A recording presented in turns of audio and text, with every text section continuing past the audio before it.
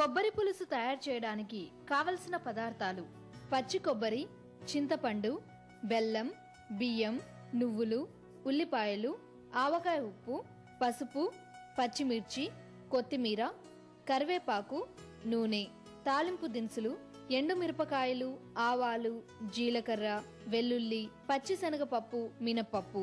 కొబ్బరి పులుసు తయారు చేసుకునే విధానం: ముందుగా స్టవ్ వెలిగించి బాండీ పెట్టి 4 టీ స్పూన్ల నూనె వేసి కాగాక ఎండుమిర్చి, వెల్లుల్లి, ఆవాలు, మినపప్పు, జీలకర్ర, శనగపప్పు, కరివేపాకు వేసి పోపు వేగాక 1 కప్పు ఉల్లిపాయ ముక్కలు, చీల్చిన 6 పచ్చిమిర్చి, చిటికెడు పసుపు వేసి వేగనివ్వాలి.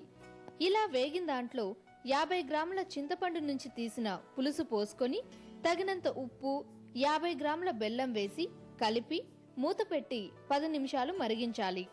ఇలా మరిగిన దాంట్లో 2 కొబ్బరి చిప్పల తురుము, 1 గ్లాస్ నువ్వులు, నానబెట్టిన 1 గ్లాస్ బియ్యం, తగినన్ని నీళ్లు వేసి గ్రైండ్ చేసి నీరు పోసి చిక్కగా కలుపుకోవాలి. దీన్ని ఉండలు కట్టకుండా కలుపుతూ బాండీలో వేసి 10 నిమిషాలు మరిగాక ఒక బౌల్లోకి తీసుకొని కొత్తిమీర జల్లాలి. అంతే, కొబ్బరి పులుసు రెడీ.